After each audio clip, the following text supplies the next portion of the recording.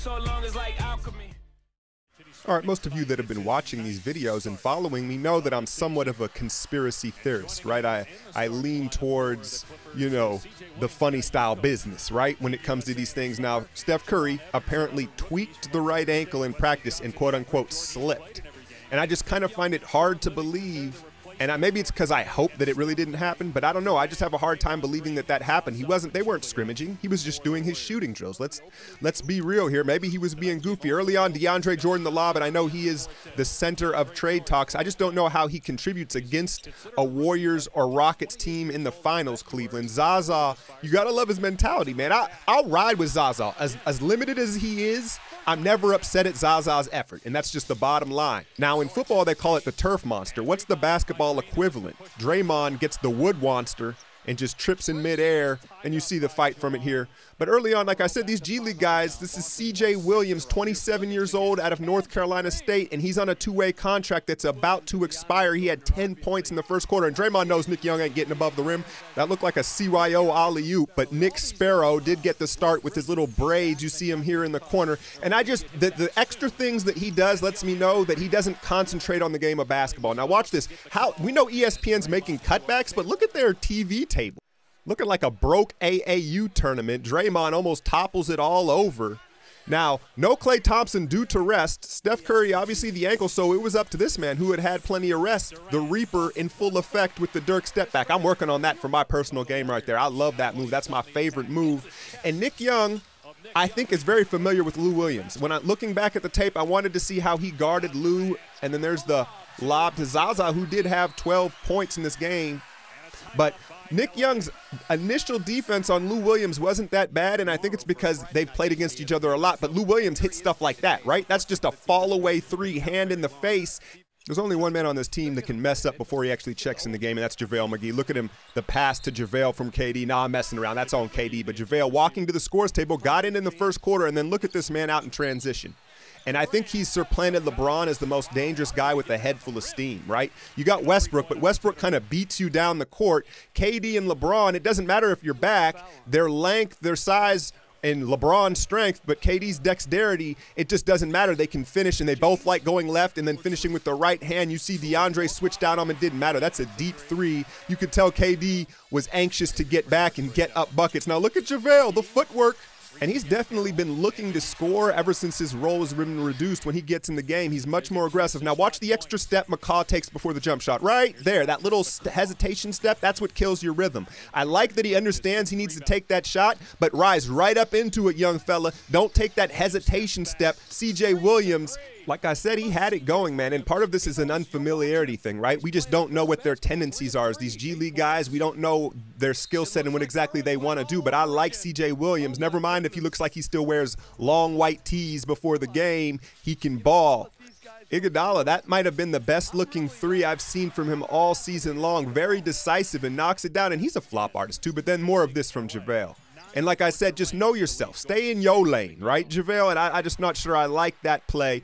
But more Andre, ultra aggressive, like I said, 7 points in the first quarter. And I was like, did he see my video? He came out with something to prove, but he would quiet down. Now watch this poorly run break here from David West. I'm going to freeze it right here. He needs to drive to the left or veer to the left to leave room for McCaw's drive. But see how he heads towards McCaw? They get jammed up, and it's a turnover. One of the unwritten rules in the game is missed corner threes leads to transition baskets. And this is on David West. He's got to pick up Decker, who's leaking out because Nick Young's too far back in the corner, right? So David West is not flawless. As good as he's been in transition offensively and defensively, he is limited at his age. Now, P-Mac, he's got to get stronger. I like the aggressive way he's attacking, but his core has got to get stronger. He's never going to be bulky, right? But he can get stronger in his core. He's got to get basketball strong. KD had it working, man. The repost, the turnaround, and he was abusing them, but the Clippers adjusted their defense unlike we did. Look at him stick the three in DeAndre's face. Easy 4-point play. It might have been a little bit of flopping. Look, he tells DeAndre, no chance. Stay in L.A., homie. Stay in L.A. Not only did KD know he had to pick up the load of the Splash Brothers, but he also was fully aware that he was going to eclipse the 20,000 career point mark in this game. So he was just letting it fly. Bell, the strip down, we get out in transition. Now, Jordan only played 15 minutes, and honestly, he should have played more, man. I know he doesn't provide some of the spacing that the others do, but they're not shooting the three well, and what he does provide is enthusiasm and energy, and we really needed it in this game. There's the backdoor lob, and it was just not enough of Bell. We could have really just used his bounce and energy, and Lou Williams' heat map is just ridiculous, right? Most guys have spots they want to get to. The whole floor is the spot for Lou Williams, and he's just a tough, difficult guard. Again, aggression from McCall, the knee to the solar plexus. This one's on KD. KD, again, doesn't run the break correctly. One more dribble to his right, and he pulls the defender. But instead of taking that dribble, he makes the pass too early. The defender gets over and closes because McCall would have been able to step to the right to finish that play. Casspe's patented drop step. Now, that's all well and good, but we need him to start shooting the three. He's not spacing the floor like we need him to do. Now, watch Bell not switch here, and there was a lot of frustration in this game, particularly KD. Look at Bell get lost and then lets Lou fire away. Look at KD scolding the rookie, and that is on him, but they've also got to communicate that. It's a two-way street, and KD and Lou just started firing back and forth here in this second quarter. It was a heat check for both of them. Lou Williams came out the same year, I believe, as Monte, and he was a second-round pick out of high school, or maybe the year after that. But remember, he was kind of raised under AI in Philadelphia. Look at KD check the scoreboard. He's like, oh, word, I only need one basket to get there. He wanted to get this thing over with so he could just worry about the game, and he wanted to do it. He knows it's a basket that will be replayed, so why not hit him with the crossover? And then he leaves the gooseneck for 20,000 points from the Slim Reaper, the second youngest ever to do it, and he didn't hunt him like Karl Malone did in Los Angeles. Never a big fan of that. I love Stockton, though. And then he gets the standing O. But we were in a game here, man. This game, it was almost like that was more important than the game. And I'm not putting that on Durant, but it was just kind of silly. Here's more C.J. Williams getting to the basket here in the third, and then this happens. This dude breaks his ankle, man. And his two-day contract is about to be up. He's going to get offered an NBA deal, and he breaks his ankle. And this is Jeff Van Gundy's guy. He coached him in the G League, and this was one of the toughest things to see, man. And I think it affected the game. I really do.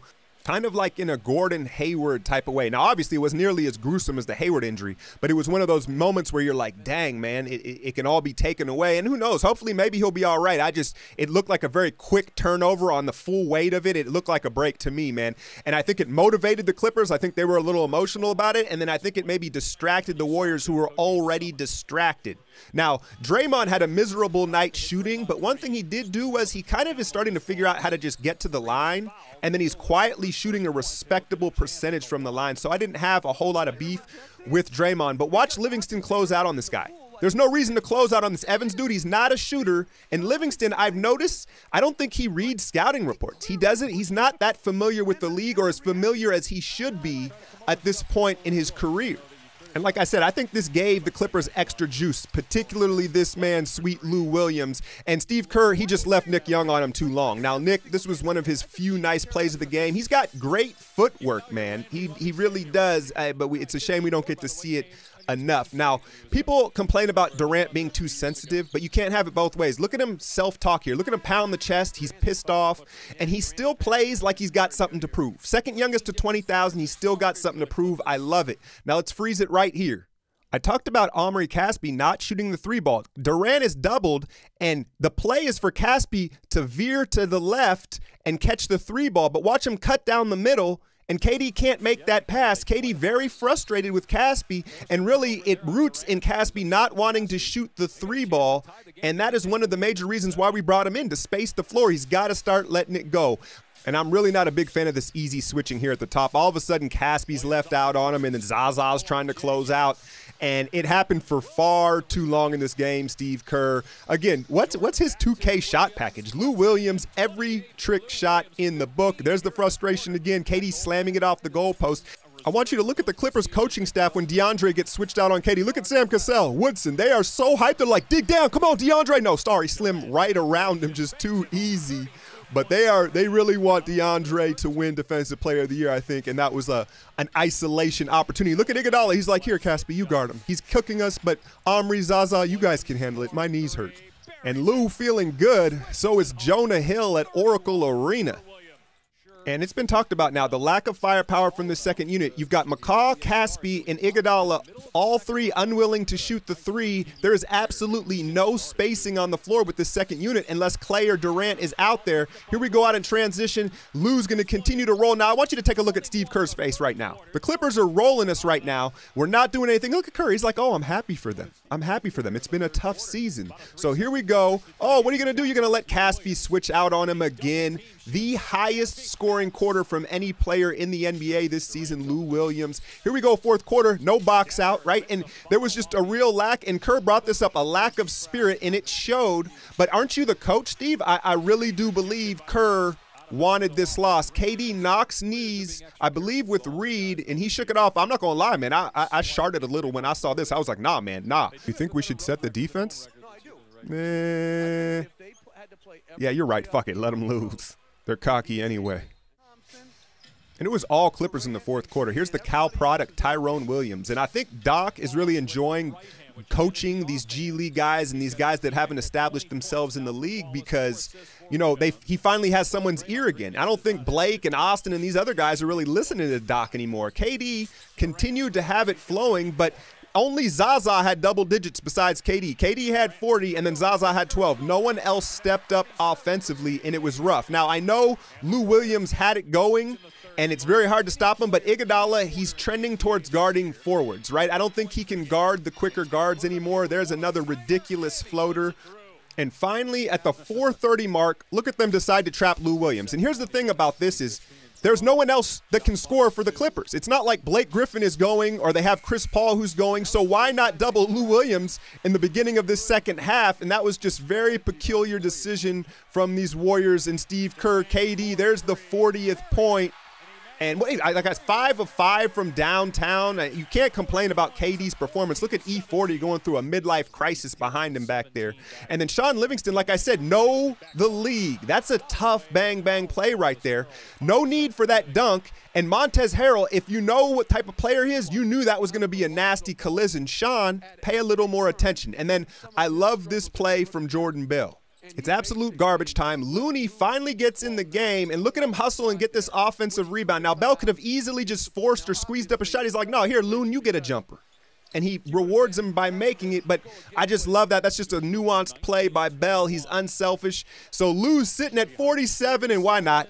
Why not hit the 50 spot at Oracle Arena? Effortless. And guys just seem to love Lou Williams. Look at Kerr. Kerr's like, I'm so happy for Lou, and I'm glad the Clippers got a dub. And I've said it, and I'll say it again. I think Kerr likes these losses, man. And I think it was pretty clear. Now, let's not take away from the fact that our second unit and our guys that were supposed to fill in absolutely did not fill in. Kevin Durant was left out to dry, and this feisty Clippers team gets a win at Oracle for the first time, I don't know, in my existence. Now, I'm just messing with y'all. But this road trip coming up Friday, we're going to need these guys to step up. I'm out, y'all.